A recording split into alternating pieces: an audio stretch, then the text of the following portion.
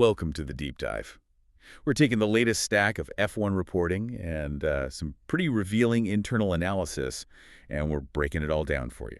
And today we're focused on Red Bull Racing. We have to be.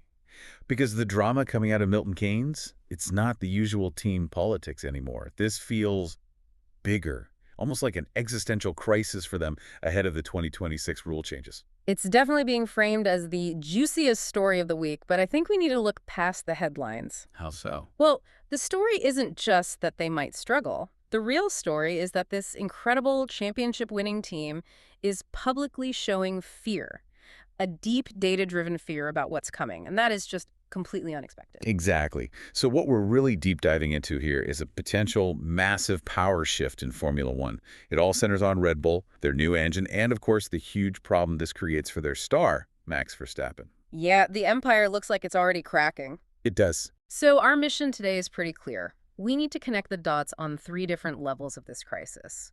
First, the cold, hard, technical reality of these 2026 power units. Right. Second, the competitive risks Red Bull is now facing from teams that are already established. And third, the fallout for Verstappen himself. You know, what this means for his contract, his personal ambition. We have to get past the headlines to the why. Why the panic? Okay, let's unpack this. And here's where it gets really interesting, because the first thing that just jumps out is the candor. The shocking level of public honesty coming from inside Red Bull. It's so irregular. I mean, in F1, you know this. Secrecy is everything. Confidence is mandatory. Of course. For a team that's won 4 straight championships, a team on probably the most dominant run we've seen, to publicly signal this much doubt, it's a huge risk. I mean, we're hearing things that sound less like strategy and more like a genuine warning to their own fans. For sure. Look at Max Verstappen's manager, Raymond Vermeulen. What do you say? He's on the record saying 2026 is going to be rough. And then he adds, they are not expecting miracles. Wow. From the guy whose entire job is to keep his driver in a winning car. That's brutal. And that's just the start. The real bombshell came from their team boss, Oliver Mintzlaff. Okay. He admitted publicly that even in their best-case scenario, Red Bull might lose the constructor's title to a Mercedes-powered team. Wait, hold on. Let's just pause on that. He's basically conceding defeat 2 years out. I mean, why would you do that? You risk sponsor confidence, morale, everything. It's a fair question. Is it sandbagging? Are they trying to, trick the FIA into changing the rules? Maybe. But the feeling from the sources is that this is deeper than that. These comments suggest they've seen the data, they run the numbers on the dyno, the simulations, and those numbers are genuinely scaring them. So this isn't about trick or Mercedes? No, this is about managing the narrative for Max Verstappen. Yeah. It's about damage control before the car even hits the track. So the panic is real. And it's rooted in the tech. Which brings us to the core issue, right? The massive regulation change in 2026. Absolutely. This isn't just a tweak. It's a total revolution in the engine formula, and it's the source of this existential threat. So break it down for us. What's changing? The big thing is the power units have to be 50% electric. 50%. That's a huge jump from what, about 20% now? Exactly. And they have to run on 100% sustainable fuels. But the really critical change is they're getting rid of the MGUH, the motor generator unit heat. And remind everyone why losing the MGUH is such a big deal. Well, because it was this incredibly complex, incredibly efficient piece of tech that recovered energy from the turbo's heat. Without it, all the focus shifts to the other parts of the electrical system. The MGUK. The MGUK, the battery. How you manage that power becomes everything. If your system is weak, you'll run out of electrical boost way before the end of the straight. We'll just get left behind. And this is exactly where Red Bull's weakness lies. They stopped working with Honda. Who supplied their championship engines, yeah. And they decided to build their own engine from scratch. Red Bull Powertrains or RBP? Correct. And that's the root of the problem. RBP is, as the reports say, very young. They had to build a factory, hire hundreds of engineers from rivals, and start from a blank sheet of paper, all with the 2026 deadline just looming. And the sources are pretty clear that the numbers coming from the RBP Ford unit just aren't looking good, especially on the electrical side. Not at all. And to put that into perspective, just think about what they're up against. Mercedes. Mercedes high-performance powertrains. HPP. They've dominated the hybrid era since 2014.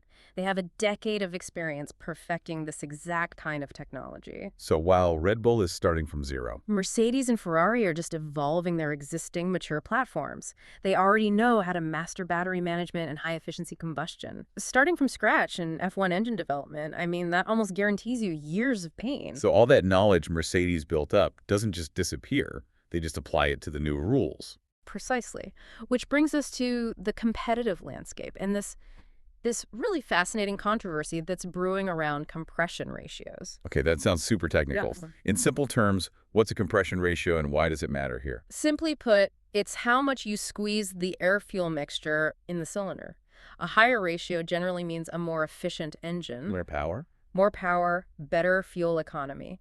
And the word is Mercedes has found a loophole, or let's say an interpretation, of the new fuel rules that lets them run a much higher, much more efficient ratio than anyone else thought was possible. And that's a real advantage. The fact that the FIA has apparently called an emergency meeting just to close this loophole, that tells you how serious it is. It absolutely does. It validates Red Bull's panic. It proves their fear that the established players are already finding game-changing advantages. And it's not just Mercedes, is it? We can't forget Ferrari. Nope. Charles Leclerc was quoted saying they are quietly confident for 2026. Which, in F1 terms, means they think they've nailed it. It's certainly a warning shot. So Red Bull is facing threats from multiple fronts, from teams that have these mature, successful engine programs. So this whole crisis, the technical problems, the competitive gap, it all circles back to one person. The main character in this whole drama, Max Verstappen. What does a driver who is completely used to winning do when his team basically says, hey, we might be mid-pack for a few years? That's the billion-dollar question, isn't it? The reality is he's locked into a contract with Red Bull until 2028. That's a very long time in this sport. But his whole career is built on winning now, not in 3 years.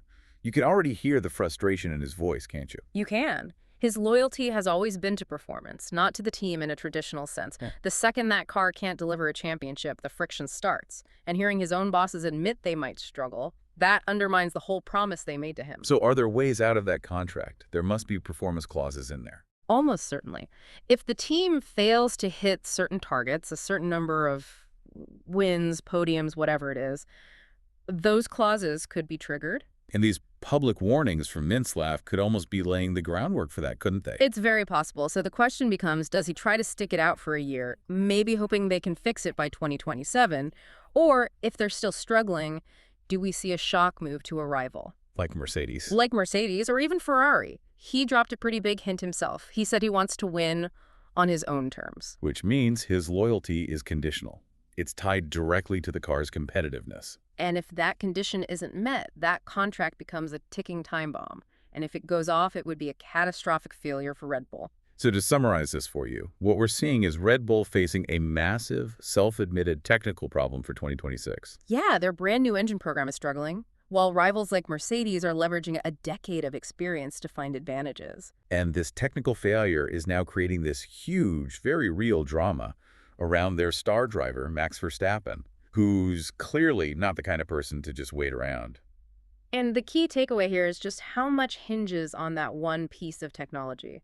The success of their entire 2026 project comes down to this new struggling power unit. They're trying to build an entire palace in a year, while their rivals are just adding a new wing to theirs. That's a great way to put it. So, what does this all mean for you watching at home? The next few years of the sport will be defined by this one question. Is Max Verstappen willing to ride out the storm for the sake of loyalty? Or does this technical failure force an incredible championship-altering breakup? And that leads to a much bigger question for F1, I think. Given all this turmoil at Red Bull, is the 2026 regulation change really a reset that levels the playing field? Or does the head start that teams like Mercedes and Ferrari have, does that actually make it less of a reset and more of a total long-lasting power shift back to them? And the answer to that will probably define the rest of this decade in Formula One.